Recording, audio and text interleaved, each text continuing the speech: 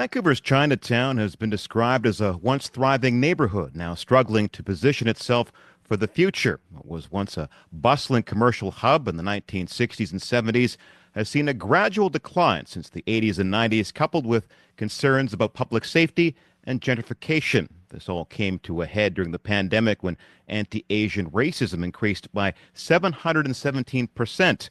But what also happened during the pandemic was the start of a personal art and research project that has evolved into a wonderful new book that is both a remembrance of things past and a symbol of hope for the future. Here to talk about Chinatown Vancouver and illustrated history is writer, self-taught artist, and occasional academic Donna Seto. Welcome. Oh, thanks for having me, John.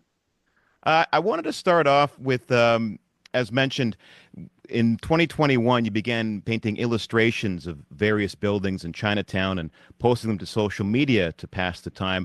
In your wildest dreams, did you have any thought that this pandemic project would lead to this book? No, I was actually kind of doing what a lot of people were doing during the pandemic, just trying to ignore the world and all the numbers of COVID numbers going up. And I just found that being creative was a good outlet, and it really allowed me to kind of just set the world aside. I had all this free time because I didn't have to commute to work. And then, I mean, mind you, like kind of going back a number of years, like when I was in high school, I really wanted to go to art school, but I was never allowed to. So my parents told me to go to university. But yeah, I never thought it would become a book. It was really just a hobby. I really enjoyed kind of just looking at the buildings and actually kind of seeing them in different times and kind of painting them in that way. But the great thing was I started posting them on social media. And I think what really inspired the possibility of a book or even just possibility of more conversations is people started to send me these little snippets about their experiences about Chinatown and these buildings and these businesses and what they remember. And you realize they're more than just buildings and they're more than just businesses. There is a lot of life there, and there was a lot of life there too. And I wanted to kind of capture that through this through my paintings, and then eventually it evolved into quite a long book. It's actually almost 300 pages. And it goes into quite an in-depth history about not just Chinatown, Vancouver, but kind of the Chinese in Canada. And it really reflects that resilience. And it's really inspiring just kind of hearing the different stories and reading about the different history of Chinatown as well. At what point did you realize that you not only had a collection of paintings, but then enough material for a book? Um, I mean, the idea was always there. So in mid 2022, the House of Anansi reached out to me and thought, "Hey, why don't I love your paintings? It's really inspiring, especially given this time and this history of Chinatown and the history of the Chinese has historically been misrepresented, right? And so we haven't really heard just the diversity of stories and also experiences and so it was really them that kind of sparked this idea and kind of pushed this project forward. Like I always thought there might be a book in the future, but I never thought it would be right now. So it wasn't really my first project I thought about, but it became like the project, and and it felt like it was the time for it, given what's happening in Chinatown. There's the immense changes, even like, in the past decade. I lived overseas for a while and came back, and there's in 20 actually 2012 there's still a lot of grocery stores and a lot of different shops, and a lot of different amenities. But it's quite different in the last decade, right? A lot of things have closed, and this is even before the pandemic. We've seen a lot of different things close, and then during the pandemic it was just quiet. Like everywhere in Vancouver was quiet, but I found Chinatown was exceptionally quiet. And it was really sad. But so I think what really sparked it too was the closure of Mingwo Cookware. So that's on Pender, close to Carroll Street. And so they've been in business for like 100 years, right? Like over 100 years at that point.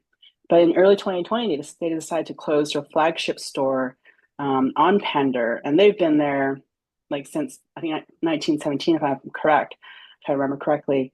And that was also their family home back in the day as well. And so and they, the fact that they chose to close that store and not the other stores in Vancouver, it really signified kind of changes in Chinatown and the needs of Chinatown, right? And so I think, also that sparked this idea that, a book is necessary in that sense to kind of capture this history before it disappears.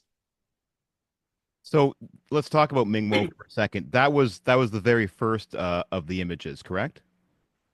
Um, Actually, that was probably the second one. The first one I did was actually the Bamboo Village. And it was really just a sketch in my sketchbook. So this is like really early on, right? So I had no idea what I was doing. I haven't done art in about 10 years. And I was really like, yeah, during that pandemic where I was like, whoa, let's do something fun. And I found this old sketchbook from when I was a student, and the last drawing I had in there was 2010.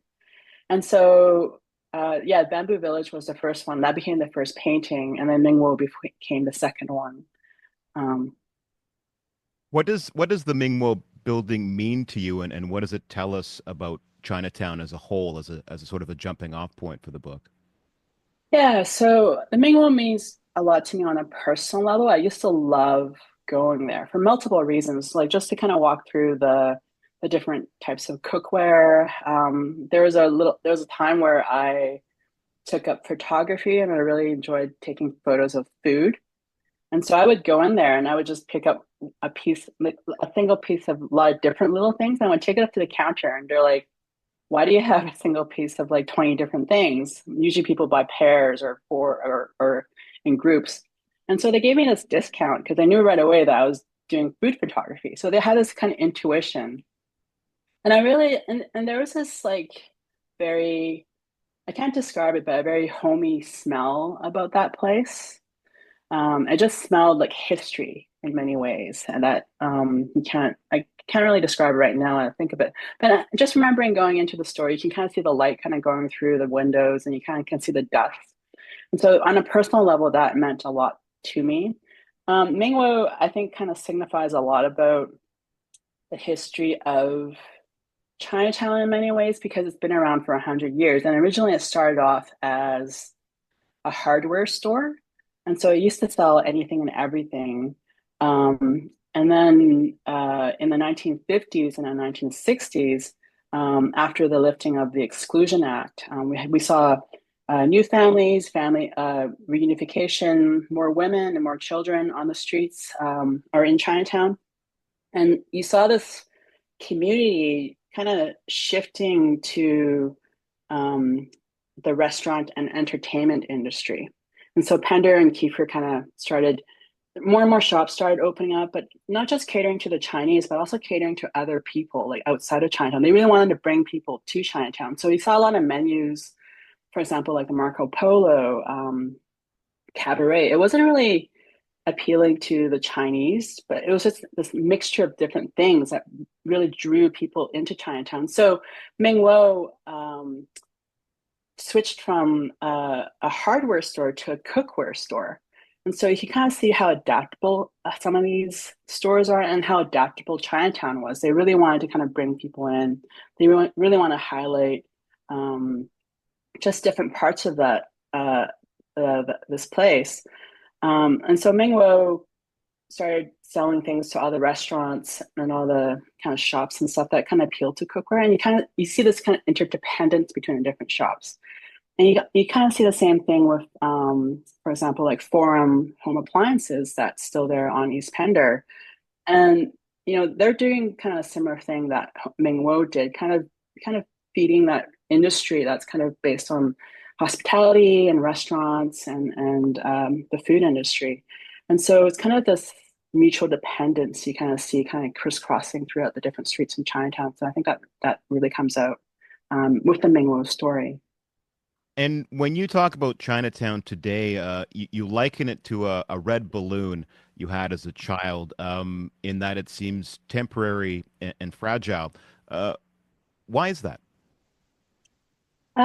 So I start the book with this very personal story about a red balloon. So this red balloon, I vaguely remember it, and I'm 4 years old, and this is like the early 1980s. And I don't get very many gifts, and my parents, they weren't very wealthy. They were working class immigrants, and so I got this red balloon, I think from the dentist, and I'm carrying it around Chinatown. And these are the days where, as a child, I remember it was quite busy. I just remember it was quite uncomfortable as a child to walk through the streets of Chinatown, mostly because I was being squished between different things. And the cool thing about, and all of a sudden, like I had this recollection of this red balloon, but I didn't think about it a lot. And it was only when I was kind of sitting in Chinatown, at the Chinatown barbecue and talking to Carol Lee that all of a sudden when we were talking about it and the smells of the barbecue pork, I remember this red balloon. I remember that really discomforting experience of that balloon bursting in my arms as I'm trying to run through the streets. And so, in some ways, that fragility of Chinatown, I don't. As a child, I vaguely remember it was quite busy, and it was quite like things were sweaty, things were smelly, but there was also a lot of noise as well. Like, it was really loud. Um, when you walk through the streets now in Chinatown, like I was there yesterday, and it's getting a little bit busier than the pandemic, but it's still different. Like those smells aren't there, the sounds aren't there anymore. Um, and the food shops aren't there too, right? There's only one grocery store that I can think of that my parents would still go to in Chinatown. So things have changed, right? So, and I think that there's that kind of, as you mentioned, that fragileness that we're kind of holding on to. Like, what is this idea of a Chinatown, and how will it change, and how will we actually remember it?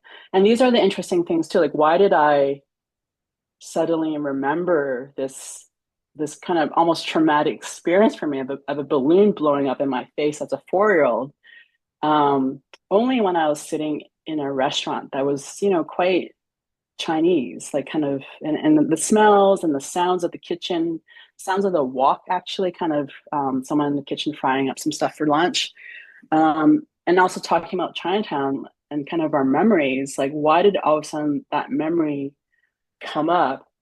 And then when places and things and these smells and these sounds disappear and they're no longer there, like what kind of memories are we actually displacing in that sense, right? So and I think that's what we're kind of missing in Chinatown. Like it is a place like any other place, but it's also a very special place that has a lot of history that um, we haven't really talked about, or we haven't really um, widely discussed as much. And then what happens when we don't do that? Like what voices are we missing that are missing in Vancouver history, but also BC and Canadian history, but also our own identities as a nation, right? Like, so I think there is a lot missing there that could be beneficial by us having more conversations, but also kind of valuing a place and kind of what it might bring us in terms of remembering things and kind of figuring out who we are and our own identities. Well, one of the questions you raise is what happens to your Chinese identity if Chinatown disappears, and how much of your identity is wrapped up in Chinatown? Yeah, so and it's been an interesting process because I think growing up, and because I never saw myself in mainstream media, and also when I was studying history at university and also politics in university, I never saw people like me, like in the books. I never read about people like me. Um, and so through this project, I learned a lot about my own heritage. And it's kind of funny because, I never really haven't been born in Canada. Um, I never really got a chance to really appreciate who I was. And I think there's a bit of that.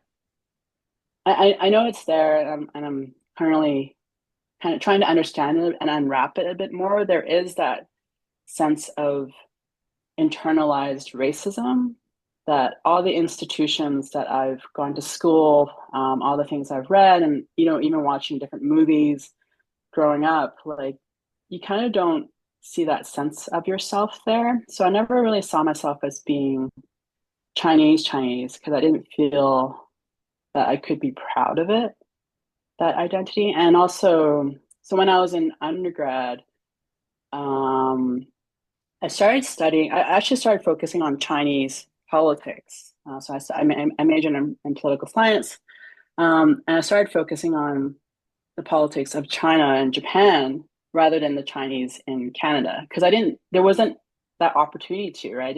I wasn't taught or I didn't see that. And none of my supervisors thought that was, an area.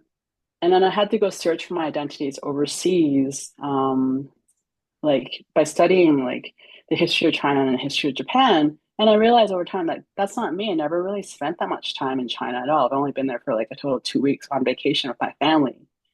Um, so I think so this project has brought up ways that I can actually relearn or actually learn about my heritage, which is kind of funny. I think it's kind of funny in that way, and I think a lot of us Chinese or Canadians who are of Chinese heritage are kind of dealing with it.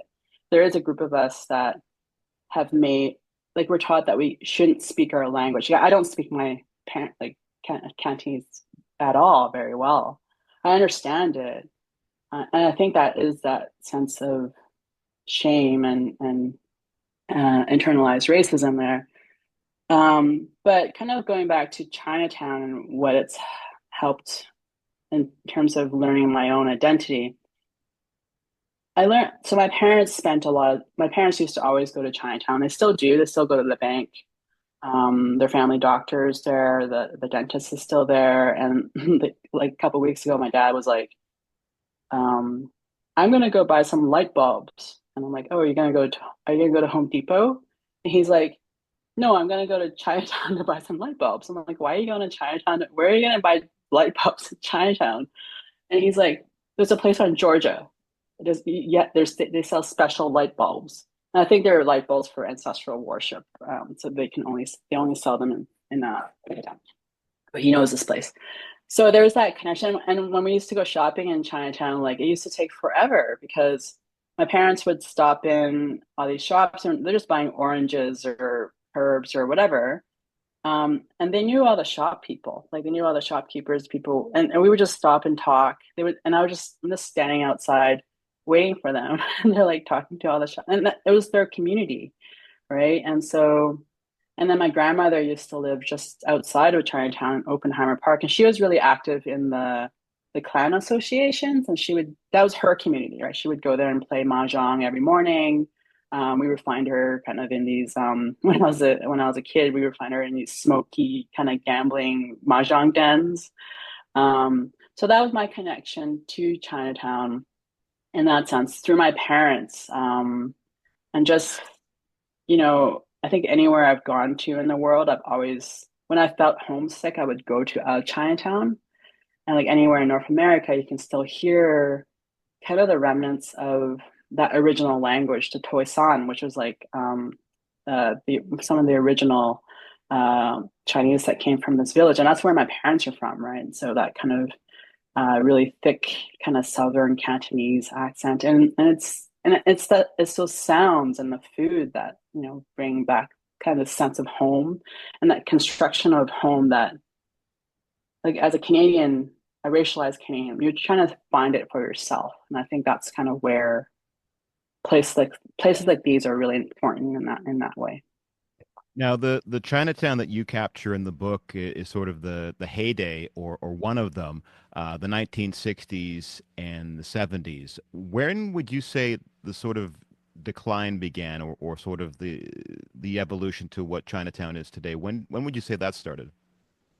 Yeah, I mean, I can't really pinpoint it because I didn't live through it, but just from talking to different people, um, I think it is about, the mid 1980s and kind of that time where I was a kid. And even somewhere between the mid 1980s and the mid 1990s, And I think that's where that transition comes too, right? And so Chinatown's kind of always been, and Chinatowns everywhere have always kind of been that basis for new immigrants, right? And also then the basis for many working class immigrants. Like for example, my parents, they were peasants back in China. Like my mom used to work on the farm, and she didn't.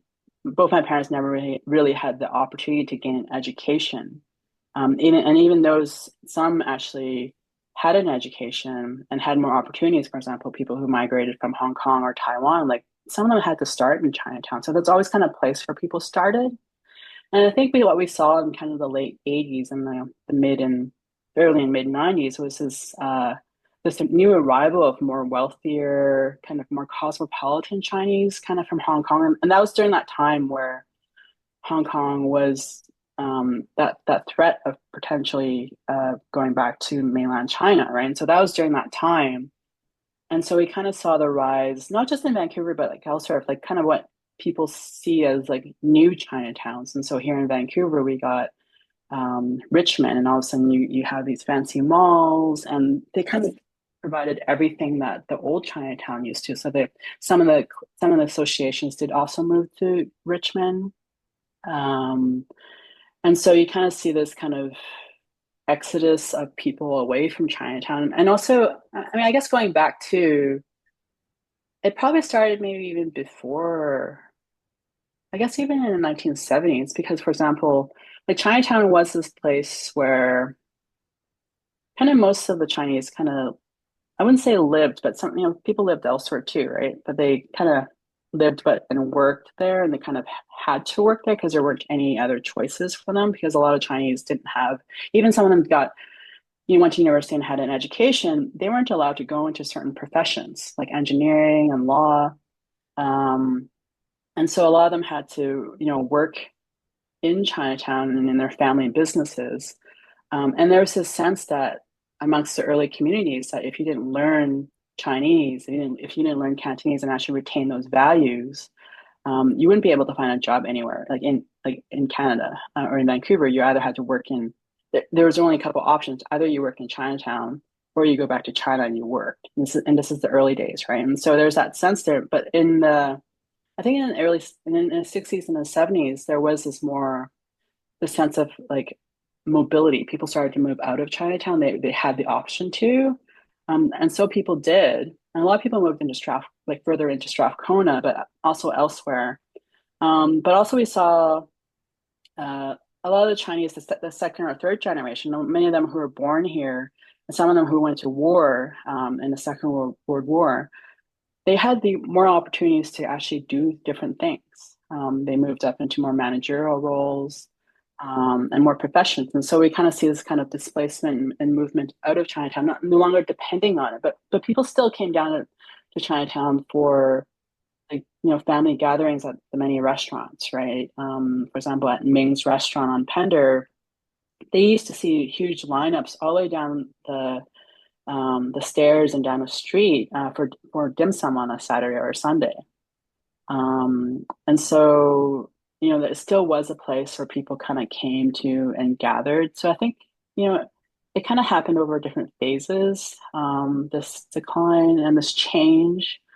Um, and yeah, I think for me, I think it was kind of that early 1990s and the mid 1990s when I was a teenager. Like, yeah, because we used to always go there, and even now, like my parents, they would go there for certain things, but then my parents now they almost prefer to shop at TNT because you can kind of, but it was also that time too where not just for Chinatown, but all these box stores started opening up, like all these mega grocery stores, like like a Asian market like TNT, like, and so What would you like to see happen? Is it possible for Chinatown to be restored to some kind of prominence, or at least to preserve what is there now?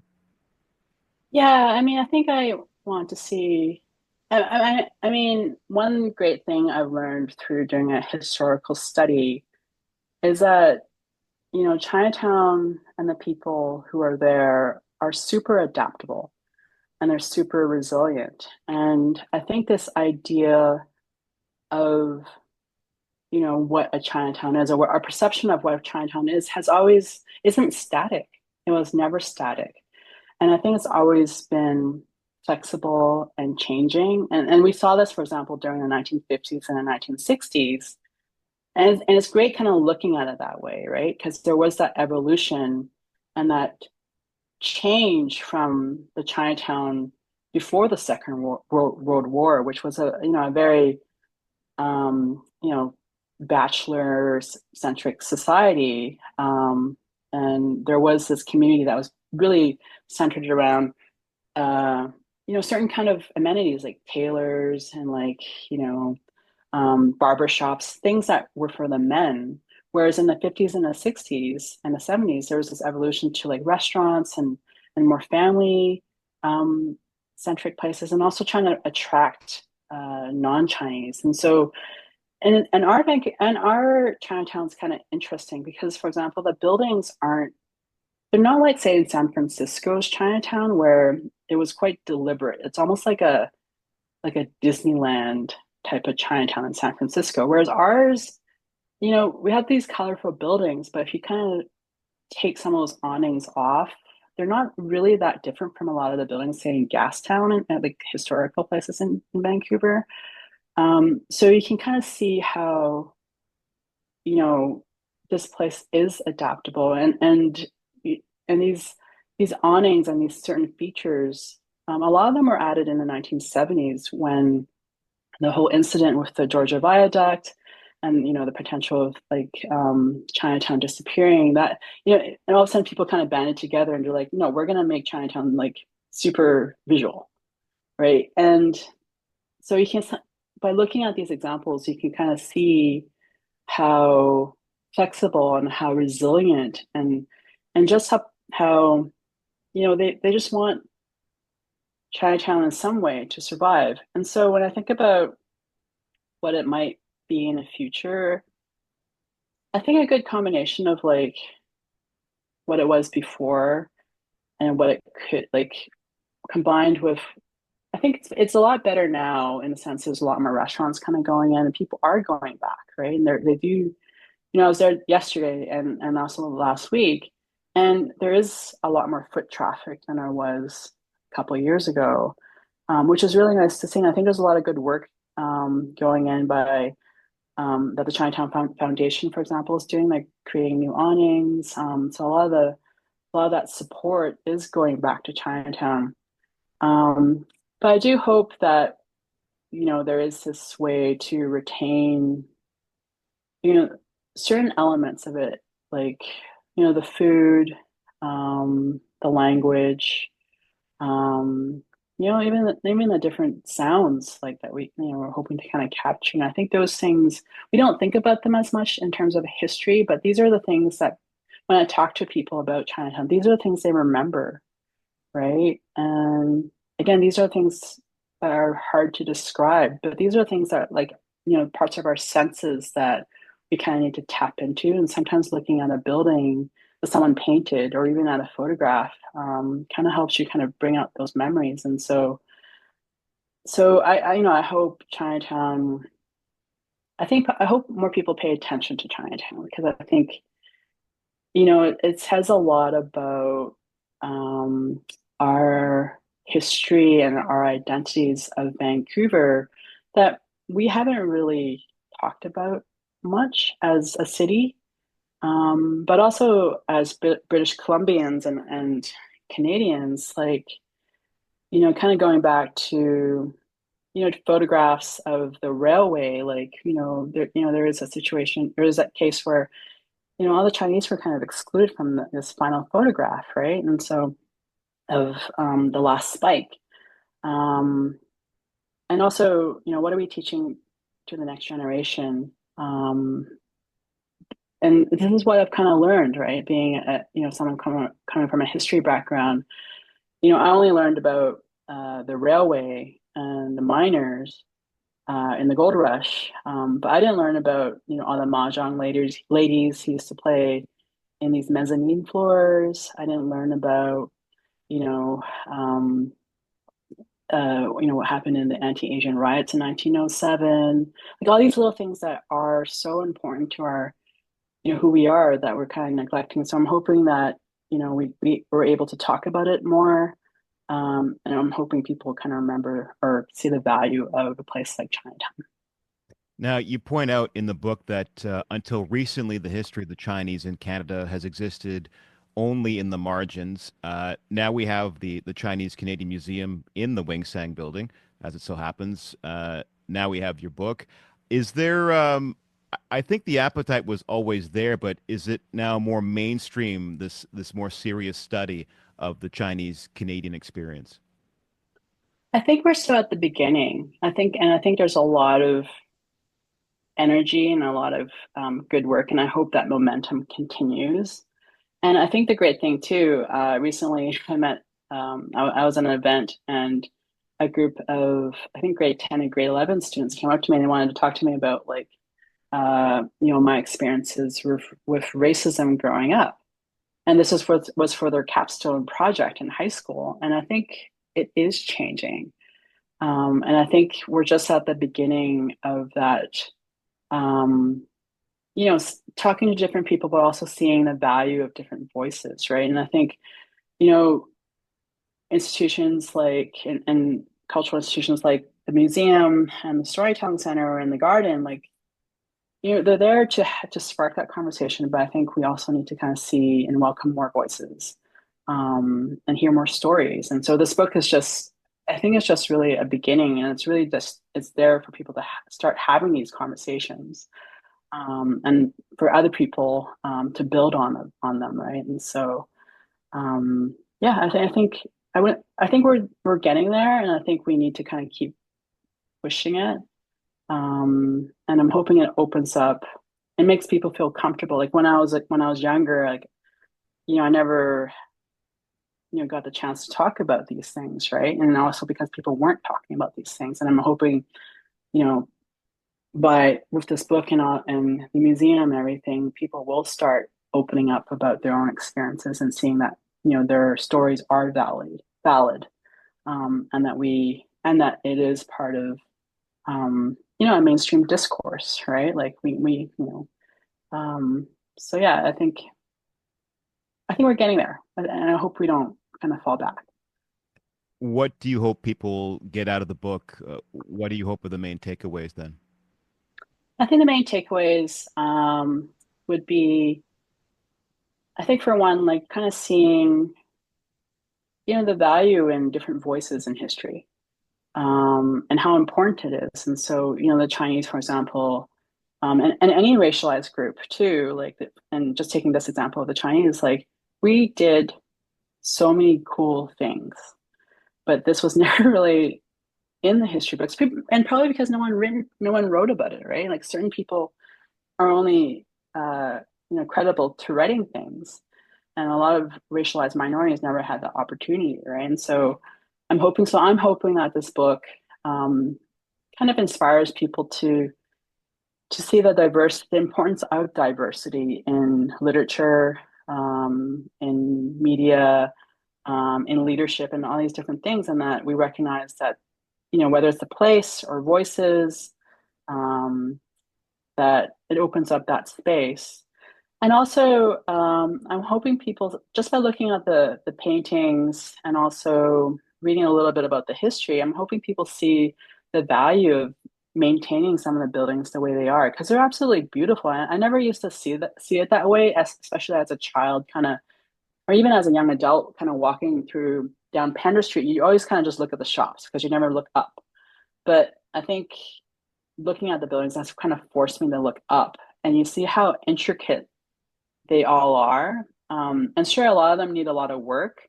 Um, but I think that also says a lot about history, like how we're treating the place too. Like, why is there so much chipping paint on these buildings? Like, and a lot of it does, it is a lot of effort to kind of maintain them. But I think we're at that point where if we don't maintain them in some way, if we don't put attention onto these buildings, I think we might kind of lose that sense of the importance of this place, right? And how it might draw our identities and our memories.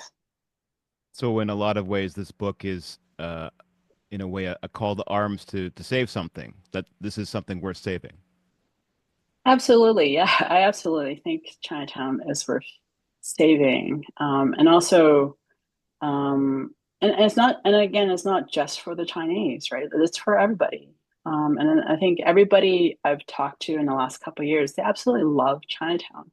And the one thing I hear, like, in people are just like, I love it, but I don't, I'm too afraid to go down there, right? That's a very, and there's always this hesitation. And I hope that this book would kind of spark something either in the government or people who have more ability than me as a writer and an artist to make these changes, because it's not, sure, this book is an illustrated history, but it's not history, right? It's a very much a living place. And so a number of the stories and buildings I've captured in the book, these places are still there. Those businesses and those people are still there, and they're struggling every day, and they're going through the same waves.